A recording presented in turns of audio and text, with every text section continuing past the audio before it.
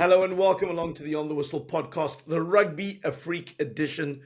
It has been a day that brought me to tears, and I don't often cry when it comes to rugby. I've cried when I've had losses, I've cried when I've walked on to my own games that are really emotional, and I'm sure I'm going to cry one day when I say my boys playing the game that's played in heaven.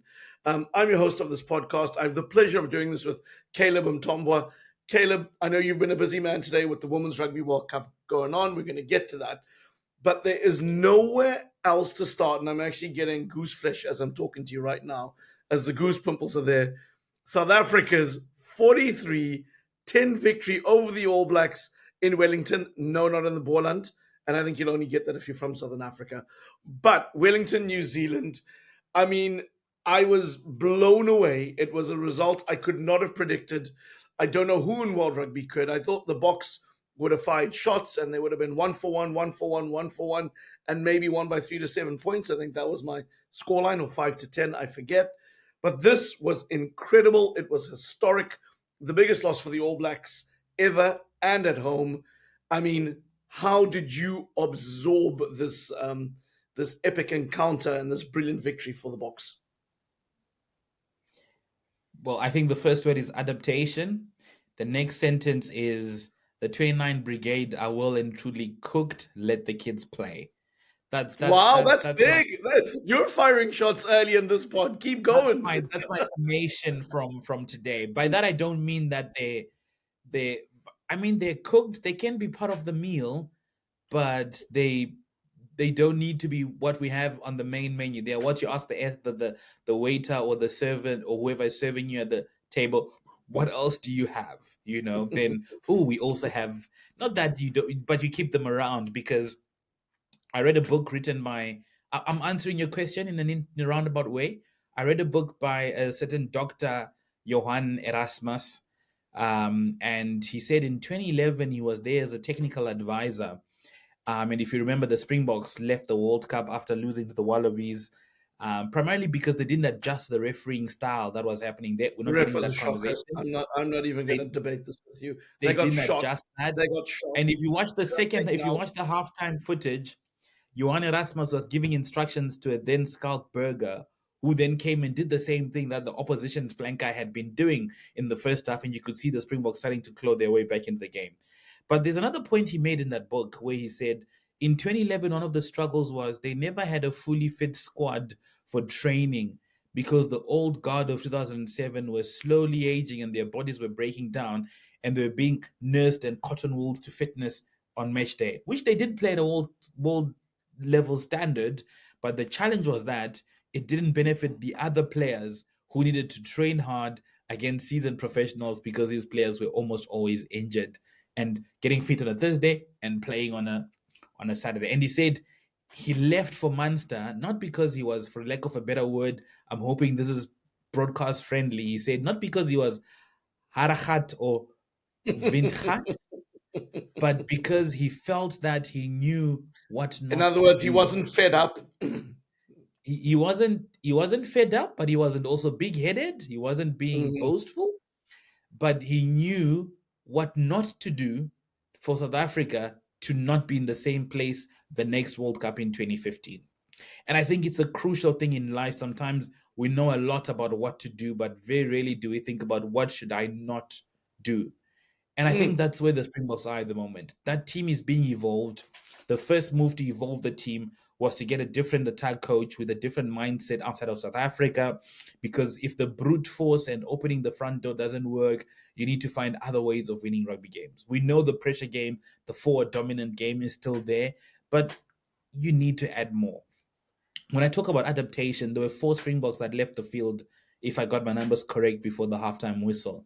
I think Sasha Feinberg Ngomezulu, Apelele Fassi, Chelin Kolbe, and then there was a Luke Leaga. And also left and came back. Right. So when I mean adaptation, is adapting themselves in one of the biggest test matches of the year and finding ways to keep punching and keep in the fight, whilst also figuring things out in the midfield. And there were some players who did not have perfect games, but they showed us signs that they belong. I'm thinking of a Kanan Moody who's taken a lot of shots from Jake White from the time when he was told to stay away from the buffet during the URC this past season. And to him in this early, he wrote an article this week where he said he's not sure if Kanan Moody is cut out for 13. And he showed that like a true man from Boland, he was just at home in Wellington. See what I did there? Um, and we saw that players belong. I thought Jan Hendrik Wessels proved why he needs to stay in and around that squad.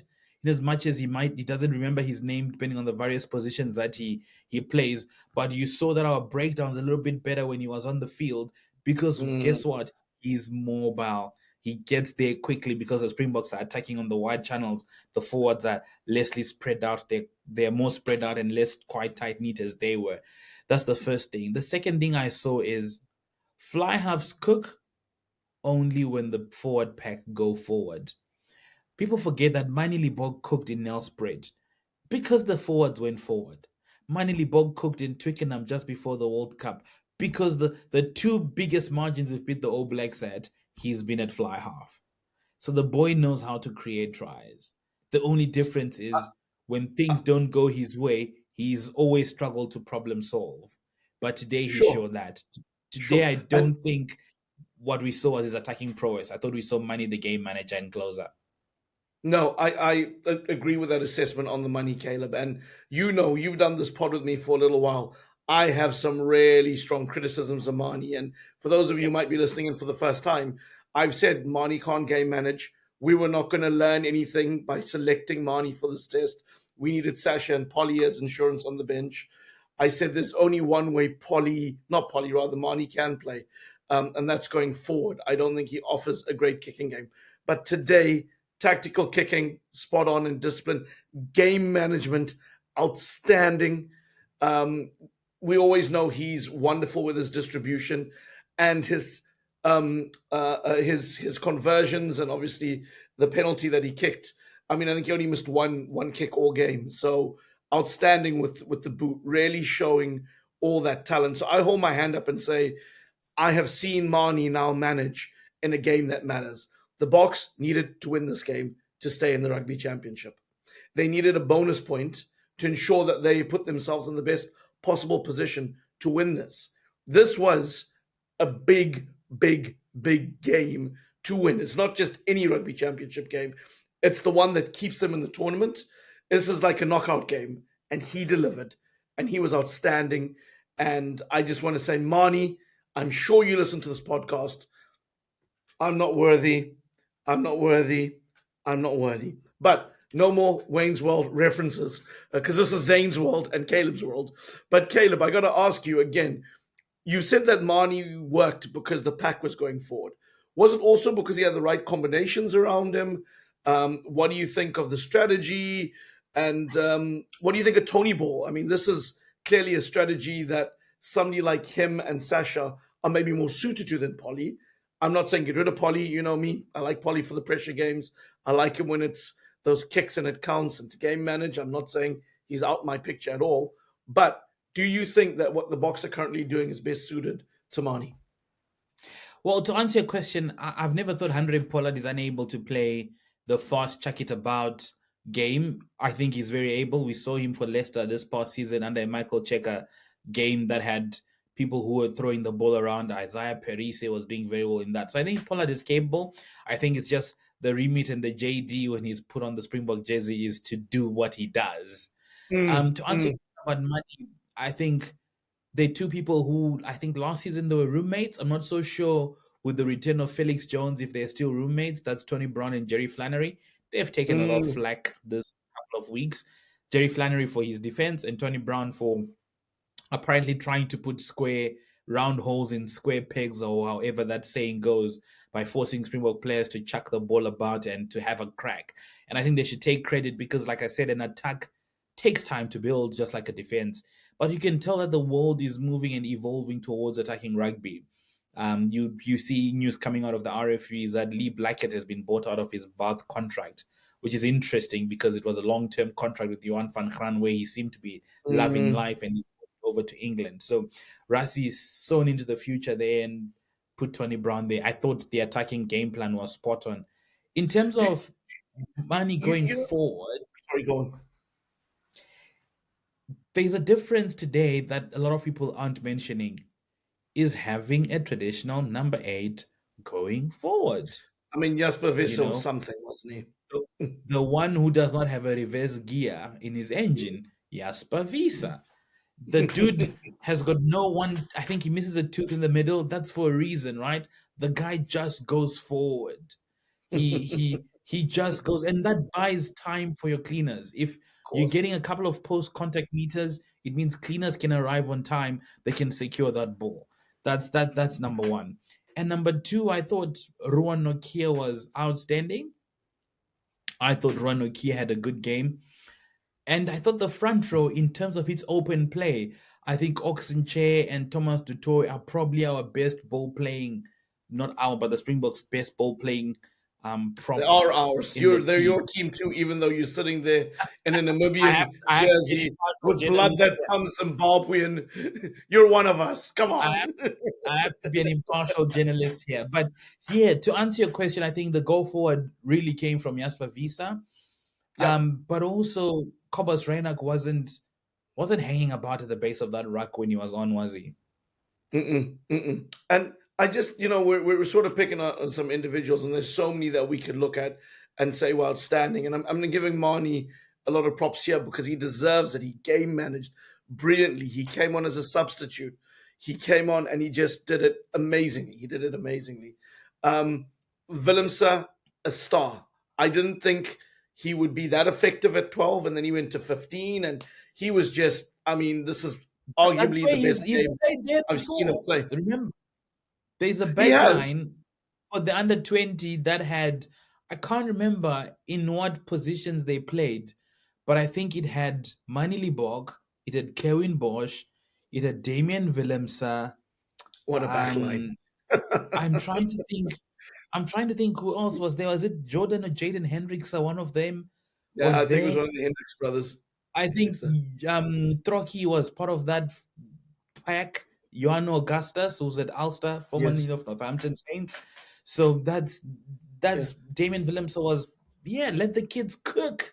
Yeah, because we talk about the Springboks that weren't there. Eben, Polly, Jessie, Damien, Willie, right? Willie, maybe you more think of the match 2023. But the reason I'm saying this is you still had stars of 2019 and 2023 on the field, and maybe this is an insight into form and also who Rassie sees as his key leaders. Sia, back in the captaincy role, he was there very front and center. And there was obviously Peter Steph de Toy. We know what a talismanic figure he is for the Boks. And the guy I want to highlight is Chelin Kolbe. He gets an opportunity to score early in the half. It's a wonderful try-saving tackle that dislodges the ball. And then when the All Blacks are getting into gear and they're getting into groove, yes, it's high risk, high reward, but he gets the intercept that arguably is the hinge where the game turns, right? Because that first half is very balanced. He's done it before at the same stadium. He's done it before 100%. at the same stadium. This is where I'm coming from. Like people say, he is the Lionel Messi of rugby. And the reason why I believe he's the Lionel Messi in rugby is because he can do something that can change the trajectory of a game. South Africa wins the 2023 Rugby World Cup because that man charges down Ramos. That is the inches of what wins that game. Because not only does it save 2 points, the momentum, the psychological damage it does to the French crowd to like, what? He's done this here? And I keep going on about it. He is a star. He is brilliant. He scored 2 tries. He's never going to play 100 tests for the Boks, isn't it? Which is another story for another day. But I just think he deserves his props in that back line and his ability to get crucial scores when it counts. Do I disagree with Willemse being man of the match? No, not at all. I think, it was no truck there. We can talk about Hooker and how he did brilliantly on the wing. We can talk about Andre the Giant and how he came on and made some yards. We can talk how brave Grant Williams was when he went on the wing. You know what I mean? Yeah, he's the quickest in the team. So, but and club rugby must take its plaudits for granted. He didn't go through the native route of going to school, getting a contract in one of the big franchises, and then fighting your time and getting to. He had to go play. I think he played in a club in Cape Town or in Durban. I'm not sure. And then that's how he found his way. He's not as it was Urban, I think. I don't know why I'm thinking College Rovers. I don't want to give College Rovers props that they don't deserve, but I feel like he was a College Rovers. They went and they found him and they brought him, and he sort of came through there like a Keegan Daniel did many years ago. Was it Rovers? I can see you checking now. He made he made a couple of appearances for the Rovers. College Rovers. Now that's all I want to say about College Rovers, because I was at Jaguars Rugby Club. That's all you need to know, and they won a lot and we didn't. So the point I'm making is like for me, like it was the amazing performances that I've highlighted. But from you, who was your man of the match or men of the match or players of the match or MVP, whatever description you'd like, Caleb? I thought Siya Kolisi did a lot of unsung work in those breakdowns. Yeah, he's brilliant. And every time he carried with venom. But I would also, I think when people are looking a lot about the Damien Willemse performance, there's a tackle he makes on RD Sevilla, I think in the 53rd, 54th minute, where the All Blacks have gone wide, and then he tackles him on the chest knowingly because he doesn't want Adi to get the offload away, but also he wanted Adi to fall on his chest, on Damien Willemse's chest. Why? Because it slows down the ball, and then it gets people to come in and cover. It's the little nuances where Damien Willemse, from 2019, 2020, I started to see that maturity from him. 2022, 2023, he started the World Cup final ahead of Willie, started the quarterfinal ahead of Willie. And today he played similarities really to the game that Borden Barrett played. I think it was last tour when England went to New Zealand, and he came off the bench for 2 test matches and he turned the game and England lost in close quarters. And the statement there, I think, credit Cooks Kutle, he played like the adult in the room today, Damien Willemse. Cleaned up everybody else's mistakes, but created his own. A bit of a bailout for Manie Libbok when Libbok was stuck in 2 minds.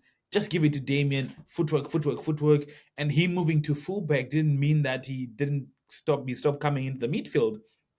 He was able to come into the midfield. And it's great to a lot of the versatile players that they have. Chelin Kolbe has played 9, 10, 12, 9, 10, 15, 14, 11. Ethan Hooker can play in the midfield. He's actually a midfielder more than he is a winger. Apelele Fassi, I think that ankle is probably done. I saw him in a boot later on. Apelele Fassi, wing, but played at centre at Dale College for his entire first 15 rugby. So that versatility of positionless backs is fantastic. And I thought Kwagga Smith was also imperious when he came on. He's probably the only forward. Again, we talk about those linchpins like Sia, Peter Steff, Chelin Kolbe. He's Damien one who is still, Damien, of course, still making a huge impact. And that's not knocking Eben. I think Eben still has a role. You might disagree. I think Polly definitely has a role. I just think Eben is bent out. I just think Eben needs a break. I think he needs 6 weeks in DC. He needs 6 weeks in Mauritius. And it's the same thing with Zalandi. I don't think he's necessarily done. I'm going to be honest, and I think people know this who listen to the pod. I respect what Jessie Creel does, but I don't think he is a classic, outstanding 13.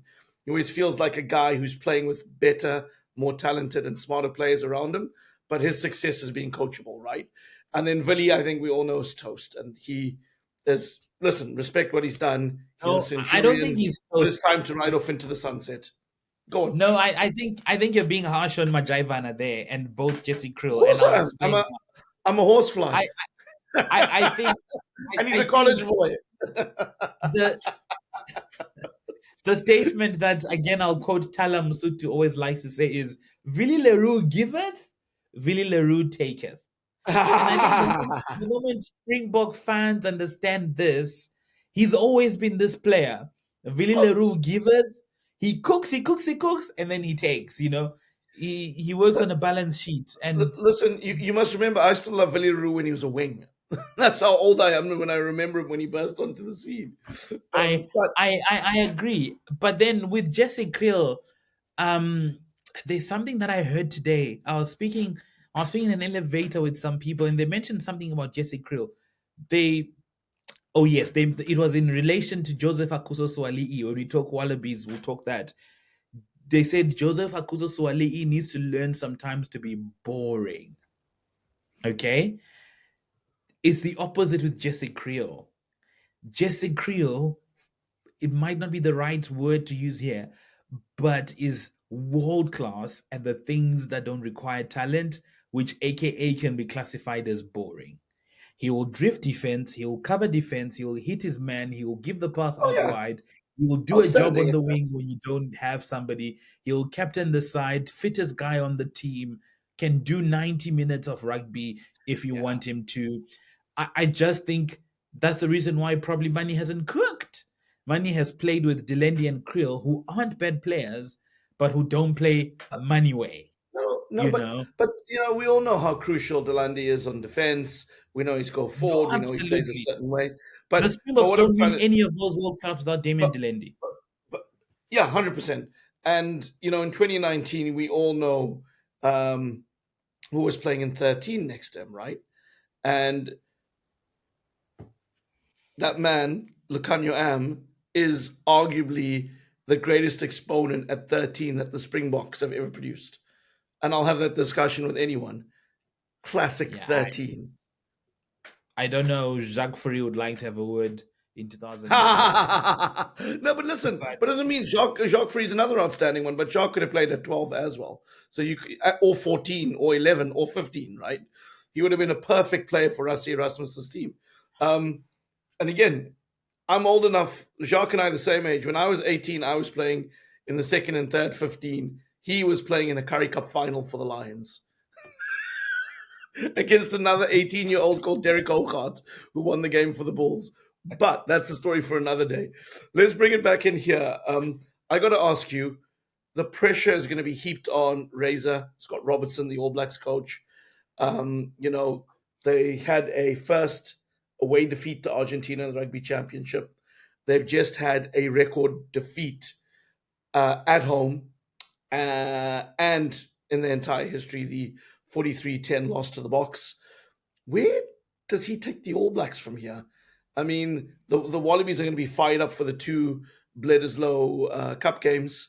I mean, is this time for the New Zealand Rugby Football Union to be thinking we need somebody new to be coaching us on the end of your Northern Hemisphere tour, or has he got two no, games to no, save his no, job?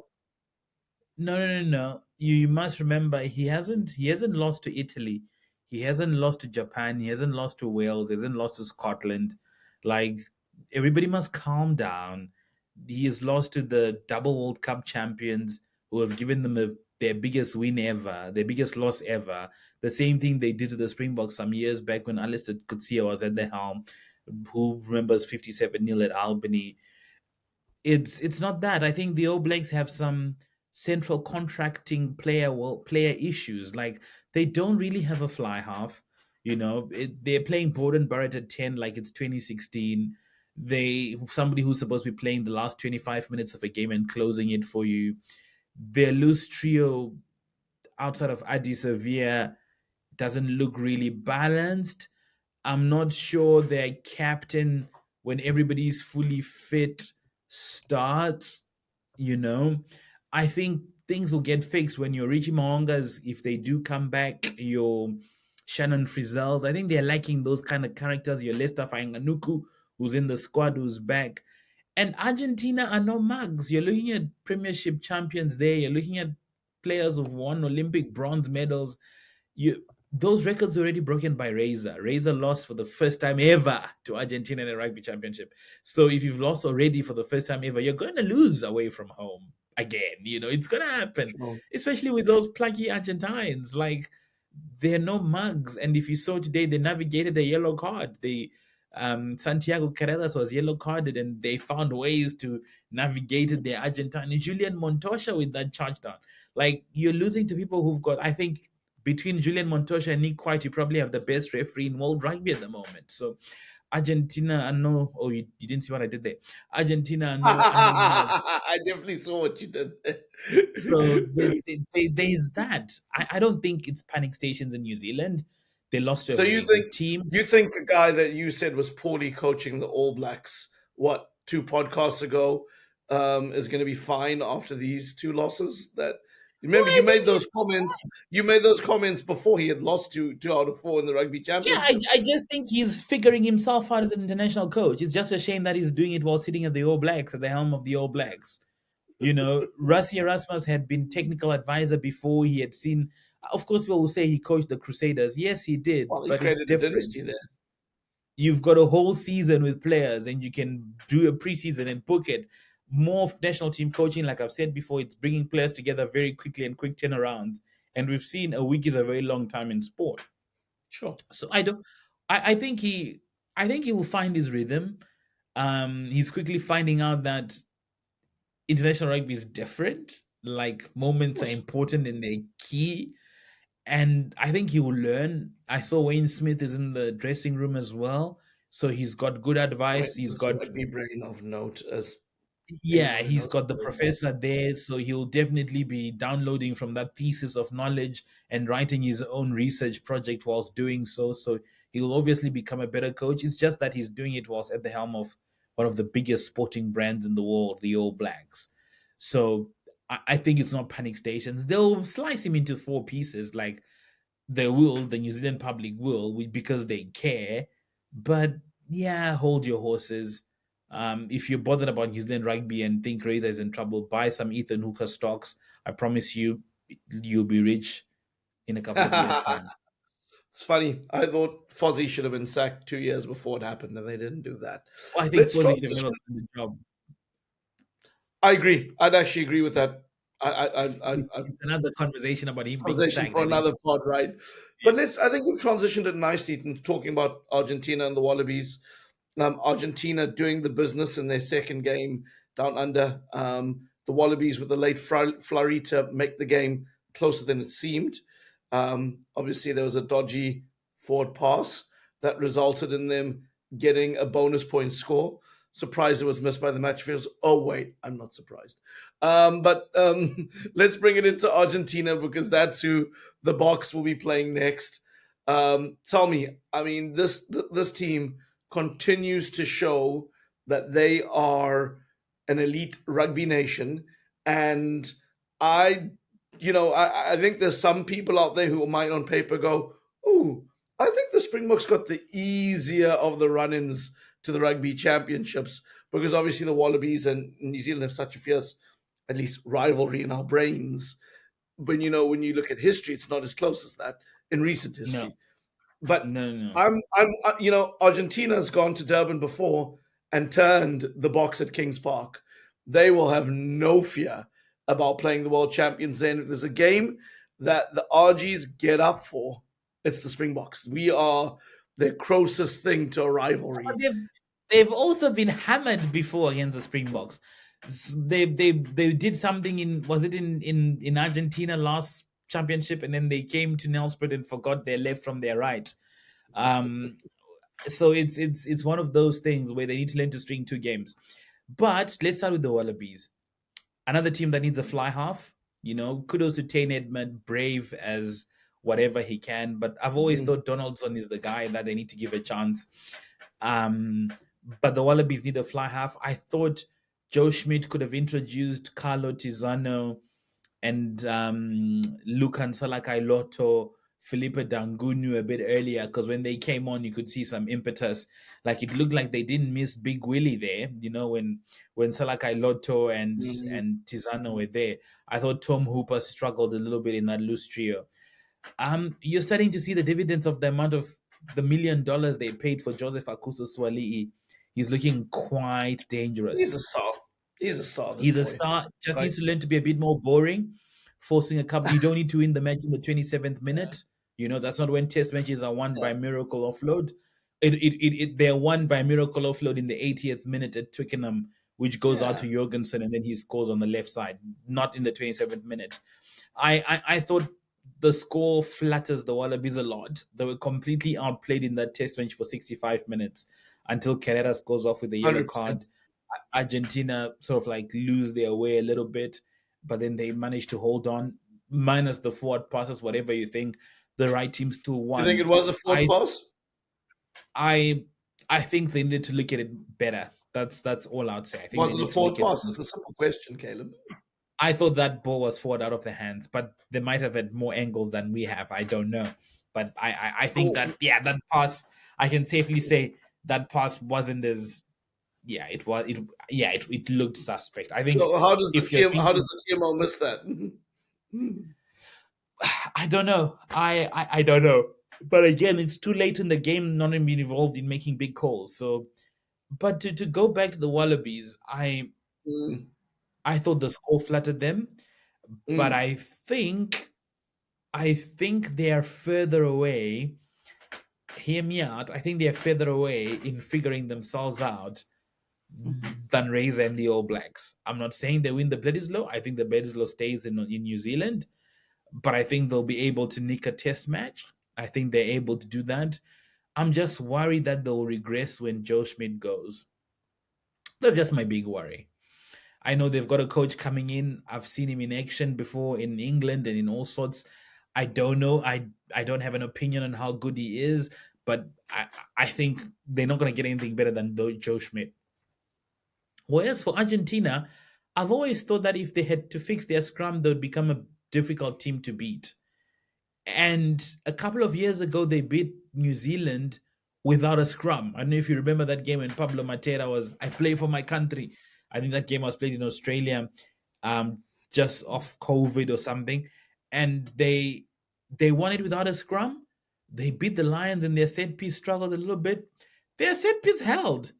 I don't know what it says about Slipper and Angus Bell and that whole crew, but their set piece seemingly held today. It was just enough to not have the dam bursting. So that's a mm. problem. Because if they get clean ball, they'll throw clean ball around and they'll have everybody backpedaling. But I don't think they have a chance in Twickenham. I don't think they have. I don't think they go to the last game in London and they'll be tired, exhausted. I don't think the two. If they were playing next week, I think Argentina are in with a shout. I don't think this break helps them because they're gonna go home, split up, and then come back and then go. Nah, I don't think this helps them. I think if they were maybe they stay put. I think if I were Felipe Contempomi, I'm flying them straight to Durban and feeding them all the KwaZulu Natal biltong and telling them to stay put, and then meeting the Boks there. I don't Oh, see them splitting up and coming together again. we Um, love the RGs in Durban. They're welcome anytime. Great rugby nation, good people. Love a party. I think New Zealand Um, ends second. so who wins it from here on? Let's go there. Who wins it from here? And I think the Springboks now. I think surely you've got to be silly not to back the Springboks at the moment. I know Australia are 1 point behind, but they will lose one of the Bledisloe tests, so which means the Bledisloe will stay. So if Australia will go to 11, 12, 13, 14, 15, 16, let's say they win the other one with a bonus point, so they go to 16. That's best case scenario for them, but I don't see them beating the All Blacks by such a margin to get all the points without the All Blacks sneaking some points, and B, I don't see the Springboks not getting Mm, 8 points against Argentina. sure. Well, look, before we go, Caleb, I started the pod by saying I cried, and it was like incredible about the was it the 68th minute when Kwaka scored, Yeah, and that it cross was kick from Manie Libbok that lands with Peter Steph to toe, Steph, and Steph, right, if you should see the and wide angle of that. Parker hairs it down, realizing that he needs to support. boom, and I think that's the moment I realized they couldn't be beaten. because look, this game to me resembled old Super Rugby.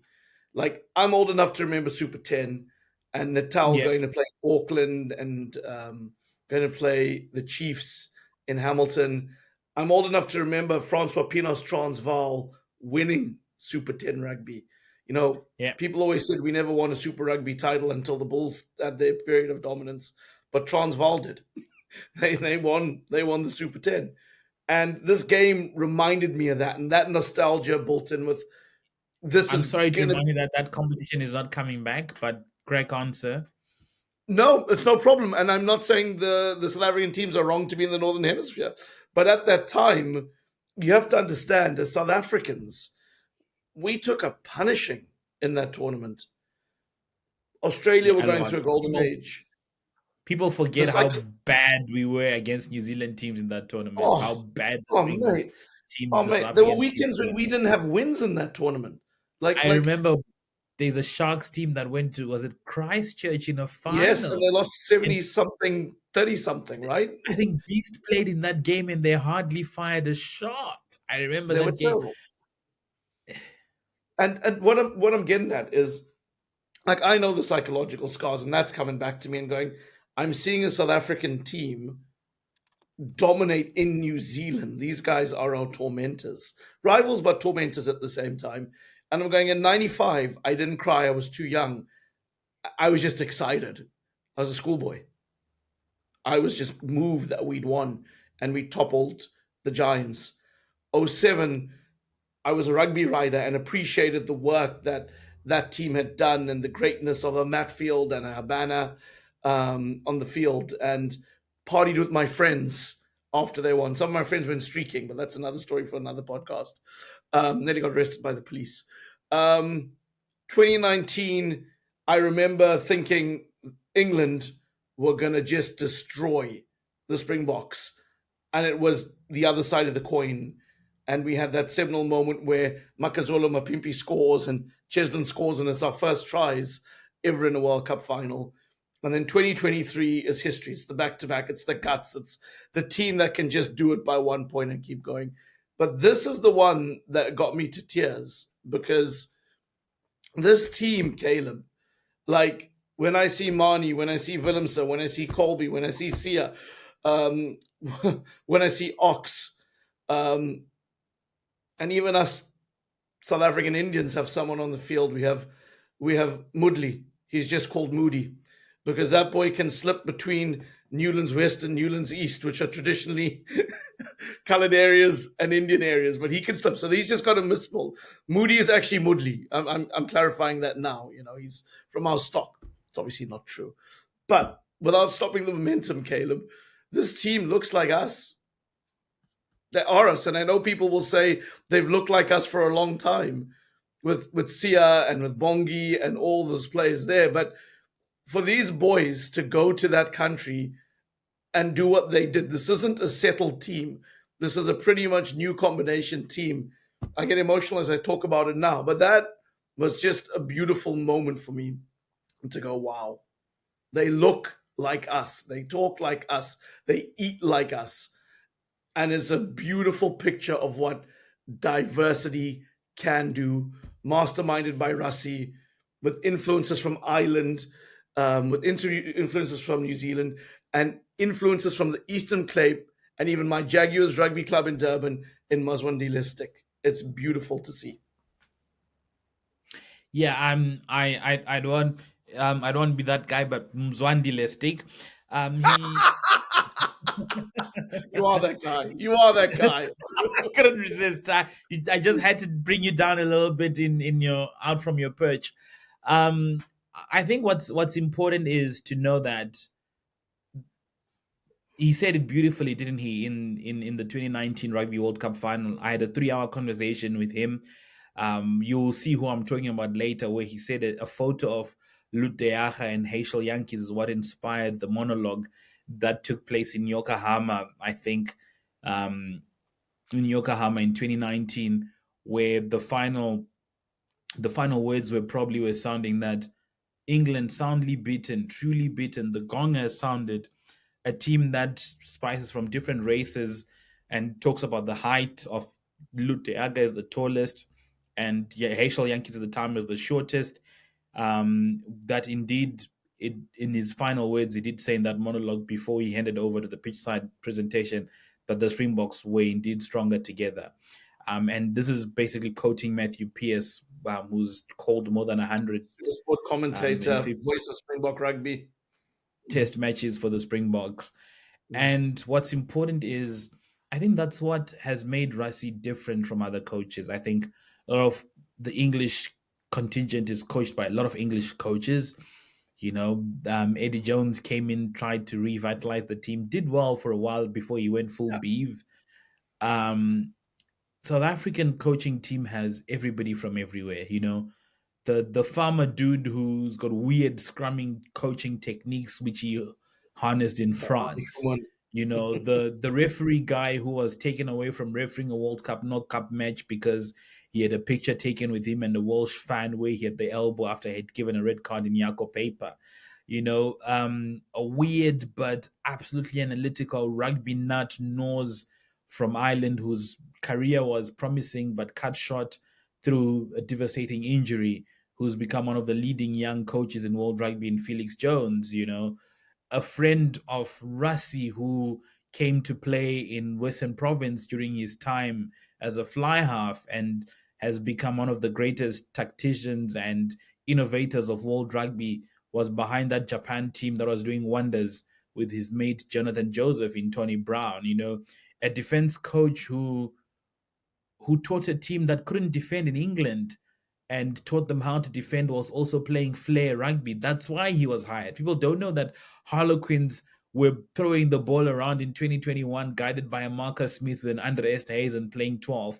But it was Jerry Flannery who manned that defense that got them to defend like that and won the premiership. So another Irish influence, there's Lindsay, who's the analyst in there. You still have Mzwandile Stick, who took some flack when he was under Alistair Coetzee as an attack coach, but later his remit was changed by Rassie to an off-the-ball coach because of his experience on the Seventh Circuit. But also a lot of the defensive patterns honed and refined before Jerry Flannery came on board by a dude who he met in the military as a friend, who later became a qualified physiotherapist and a strength and conditioning coach, but a defense guru who's getting a lot of money by a team in blue in Leinster called Jacques Ninaba. You might be wondering, why am I going through all of these individuals? It's a mixture of, if you've eaten South African food, you know a thing called a potjie, a meal which does not make sense really, made in a three-legged pot where you put potatoes, you put meat, you put onions, you pour water, and it's slow cooking. It's slow cooking, and you eat at 10. If somebody says to you they're inviting you for a poke, make sure you have a full breakfast before you go. And I think it's what this team is becoming. It's evolving slowly with the ingredients being added, and people are a little bit impatient. But you've got to celebrate the wins and accept the losses if they're showing you certain things that maybe they need to evolve the team a little bit more. There's still people in the fringes, Edwin van der Merwe, Jaden and Jordan Hendricks, who I think go to the 2027 World Cup, But Rassie has always said, you need Hashim Peed was a youngster who you said will come through by then. Hashim Peed, there's a couple of players there. I think Johan Augusta still has a thing to do in this team. But the conversation has always been, you can't take a player at the World Cup who does not have at least 20 test matches unless he's really banged down the door that season. So that's what he's getting to. How many test matches does Manie have? I think slightly over 20 now. So he's becoming a seasoned operator. That's when he's learned to manage games. Teams take 18 test matches to hone a new game plan. So a little bit of patience. I think going to Japan will help him. He's not going to play a lot of hard rugby. He'll always come to the Springboks fresh. We see it with Kwaka Smith. We see it with Peter Steph du Toit. We see it with Chelin Kolbe. They're not beat down. They're not tired like currently Eben and Nabbi, and those Sharks players who've been really beaten to the ground. So exciting times to be a Springbok fan. Shall we talk women box? Caleb, that's a beautiful transition. The Springbok women played the Black Ferns today at the Rugby World Cup in the quarterfinals. 10-10 at halftime, if I'm correct. but the Black Ferns ran away with it in the end, winning 46-17. Don't look at the score. Look at the heart. Look at the joy those women had on the field. Look at the camaraderie afterwards. And this is a seminal moment for women's rugby in South Africa. I mean, would you agree? Look, they had a 13-player line out more. They also did the move with Nadine Roos, the scrum of going up in the middle of the field. Swayze the Brain having some fun and paying homage to his mate there, Rassie Erasmus. I think a lot of respect is to be given to him, Swayze, for what he's done for this team and what he's done for South African rugby. But more importantly, Mm, he just came in a year ago. There's some fighters in there who we shouldn't take anything away from, who've been at the heart of this. Nolusundi Soboy, sure. Libby Janse van Reinsberg, Nadine Ruiz, Babalwa Lacha, Aseza Hele. Um, That's my they girl. Her and they Nadine Roos. What an 8-9 combo. they just, I think what they've done at this World Cup is bigger than what South Africa did in France. Wow. And I say this as an absolute rugby nerd, and I don't even say I think, I'm sure. Because 3 years ago there was no women's rugby program in South Africa. They go in there, they go into a quarterfinal. They were 10-10 against the 6-time world champions who've denied England a World Cup on countless times in the Black Ferns.